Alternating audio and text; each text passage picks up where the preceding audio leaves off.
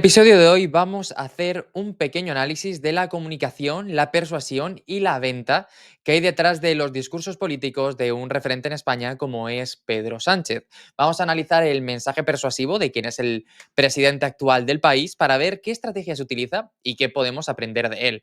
Pero antes de continuar, te recuerdo que puedes ir ahora mismo a las notas del programa y apuntarte completamente gratis a la lista de correo donde cada día te envío más consejos, más estrategias y profundizamos en todos y cada uno de los temas que estamos tocando en una plataforma como esta. Así que dale una oportunidad porque creo que es el mejor contenido que se hace con muchísima diferencia y donde de verdad puedes aprender, profundizar y ver mucho más en todo lo que tenemos. Bien, la política tiene una pilar, un arte de la persuasión tremendamente importante y cualquier político que se precie y que llegue hasta posiciones importantes ha tenido que desarrollar una habilidad para comunicar y persuadir fuera de toda duda, independientemente de su sino político o de cómo está haciendo las cosas. Y algo que quiero destacar es que este vídeo no va sobre si es bueno o malo Pedro Sánchez, va simplemente de analizar su manera de comunicar, porque si me preguntas a mí, todos son unos desgraciados al mismo tiempo, pero podemos aprender mucho de qué estrategias utilizan. Así que vamos a aprovecharlo, ya que les pagamos tanto, para tan poco, pues vamos a aprovechar. Así que lo primero que quiero que entiendas es que la comunicación en política es una herramienta imprescindible para conectar con la ciudadanía y movilizar esos apoyos. No hace falta que te lo diga, pero se crean mítines, se comparte constantemente en redes sociales, cada comunicación parece un mensaje de venta, así que realmente es algo que tenemos visto. Pedro Sánchez es un referente a día de hoy, es el líder del PSOE y el presidente del gobierno, y está mundialmente reconocido por su habilidad para persuadir y conectar de manera emocional con su elenco de votantes. Y esto lo cogen tanto la gente que le apoya como la gente que no le apoya. Saben que a nivel de comunicación, de lanzar mensajes, es una de las personas más duchas y versátiles que existen a día de hoy. Una de las estrategias que utiliza de manera habitual son las narrativas, empleando discursos movilizadores y respuestas estratégicas en debates para reforzar su posición. Para mí es uno de los políticos más profesionales que existen a día de hoy, en el sentido de que saben perfectamente cómo captar atención, cómo llevar a la gente a que le preste atención y todo este tipo de cosillas, ¿no? Y han estado utilizando diferentes eslóganes como nosotros cumplimos lo que prometemos, que permíteme que me ría, pero bueno, ahí está, ¿no? Como ejemplo de credibilidad y proyección en tiempos realmente complicados. Al final, su estilo de comunicación le ha posicionado, como decíamos, como un maestro en la persuasión política. Y todo ello en uno de los contextos históricos seguramente más inciertos, con la pandemia que hemos vivido, con las guerras en los diferentes sitios del país o con situaciones complejas como ha pasado ahora con la Dana en España. Entonces, para mí es uno de los mejores políticos, no en cuanto a ideología, sino en cuanto a saber cómo moverse en el terreno. Probablemente no tiene rival. Ahora bien, ¿quién es el comunicador tras el político? ¿Qué podemos aprender de él y qué debemos de entender de su contexto para poder sacarle partido a todo lo que estamos haciendo? Bueno, lo primero que debemos de entender es que es una persona que se mueve como pez en el agua en este mundo y lo ha demostrado en muchísimas ocasiones. Le eligieron el secretario general, luego le echaron, volvió a ocupar esta posición y desde entonces su legitimidad en el partido ha estado fuera de toda duda. Es el amo y señor del partido de alguna manera y se ha ido adaptando a los diferentes momentos que ha ido necesitando. Es un profesional capaz de transmitir calma incluso en situaciones tensas, lo que ha fortalecido su imagen de líder sólido. De hecho, ahora mismo está viviendo tiempos complicados a nivel personal y profesional, pero él es capaz de mantenerse firme en un discurso, y esto es algo que no se le puede decir a todos los políticos. Además de su oratoria, que no tiene ningún tipo de rival, domina el lenguaje corporal, con gestos moderados y controlados, con una capacidad de mirar fijamente que refuerza la conexión y una postura erguida, además de ser atractivo, que transmite autoridad y seguridad. Al final, todo lo que hace es un equilibrio entre el fondo y la forma, una oratoria clara y medida que conecta con diferentes públicos y la habilidad comunicador más allá de la política que le han destacado con ese posicionamiento que hoy tiene. Ahora bien, ¿cuáles son las claves de su comunicación persuasiva? Pues podemos empezar por un storytelling político. Como hemos dicho, conecta emocionalmente con la audiencia a través de narrativas que buscan inspirar y empoderar a la gente que le escucha. Por ejemplo, durante la pandemia destacaba siempre la resiliencia del pueblo. Conjuntos hemos superado lo peor, saldremos más fuertes. Y si te das cuenta, con esa sensación de tribu que genera constantemente, intenta que te sientas parte de un futuro más grande, de algo importante, y hacerte ver que tú estás formando parte de un cambio que está ahí, ¿no?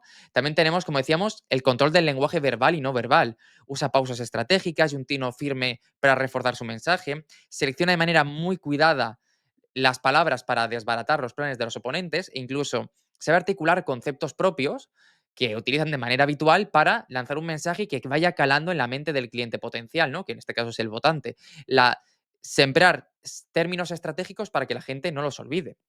Al final, todo eso se traduce en una simplicidad y una claridad en el mensaje, traduciendo ideas complejas en frases muy sencillas. Y al final, eso es política, ¿no? Hablar para un lenguaje muy pequeño, de blancos y negros, para intentar siempre vencer al enemigo. ¿Estás conmigo o estás contra mí?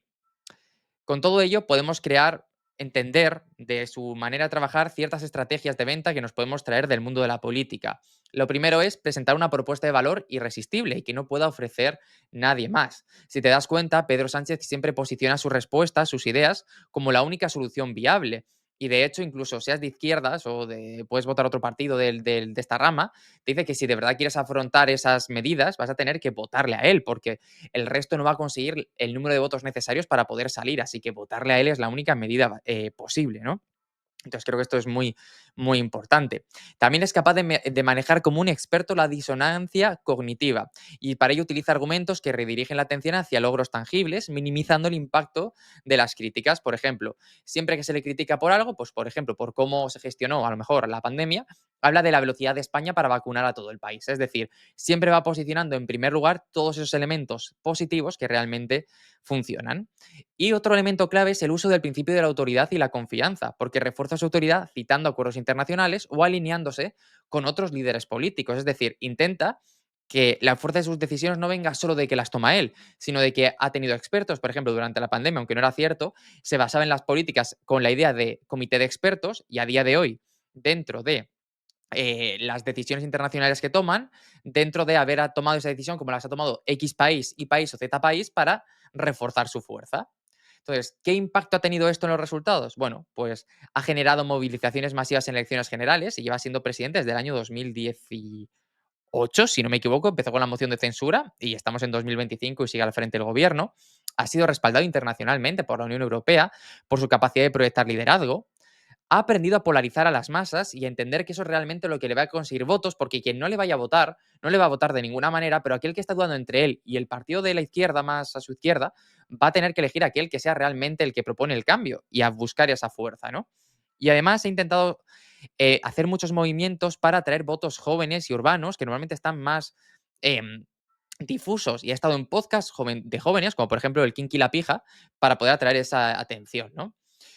Evidentemente es uno de los políticos que más años lleva, pero también es uno de los más criticados. Y con razón, ¿no? Al final, muchos dicen que prioriza la forma sobre el fondo en su comunicación a la hora de trabajar y que esto genera dudas sobre su autenticidad, especialmente en ciertos sectores de la población. Creo que además, después de tantos años, está bastante quemado a nivel público y no sé qué pasará en las siguientes elecciones, pero habrá que ver, ¿no? Su enfoque estratégico puede ser percibido como excesivamente medido, lo que puede ser un bloqueo respecto a la conexión emocional que busca. Y la verdad es que a la hora de tomar decisiones, algunas críticas es que en momentos de crisis tarda demasiado en actuar, lo que hemos visto ahora también en Valencia. Entonces, ¿qué podemos sacar de él? Pues primero, a la hora de conectar emocionalmente, el utilizar historias y símbolos que generen un vínculo profundo con la audiencia y crear mensajes que resuenen con los valores del público. Es decir, no darles nada nuevo, sino desde sus propias emociones y valores construir un relato a partir de ahí. La idea de simplificar mensajes complejos también es tremendamente importante, traducirlas en imágenes claras y en términos claros para que nadie pueda dudarlo, y dice siempre que la claridad aumenta la eficacia de la persuasión, así que ahí lo tenemos. Y por último, toda la parte de proyectar esa autoridad que haga que realmente todo funcione mejor. Como conclusión, podemos decir que la comunicación es un elemento esencial en cualquier venta que queramos hacer y en cualquier liderazgo que queramos asumir, ya sea a nivel político o a nivel de producto o de servicio, siempre está ahí. Pedro Sánchez también hemos visto que tiene una capacidad muy grande para narrar historias y esto ha aumentado la confianza que ha generado en su público. Y es que en un mundo donde la percepción es lo más importante de todo, su estrategia es el estar siempre generando la sensación de valor de lo que te está aportando. Esto es como a la hora de vender. Realmente lo que aportes o no aportes a la hora de que te compres es indiferente porque ya te han comprado. Pero la sensación que tiene que tener todo el mundo es que votándote a ti la percepción es más grande que al resto, ¿no? Y por eso va combinando la narrativa con propuestas claras para generar credibilidad. Entonces, creo que en todo esto podemos aprender mucho. Más allá de ello, con lo que yo me quiero quedar es que al final podemos aprender de venta, de estrategia, de persuasión, de prácticamente cualquier elemento que forme parte de nuestro entorno. Nos empeñamos en aprender de gurús y de gente actual, pero realmente en nuestro entorno hay mucha gente intentando persuadirnos constantemente. Y creo que traer figuras como esta, este tipo de propuestas, pues siempre hace que todo mejore un poquito más, porque lo podemos ver en el día a día.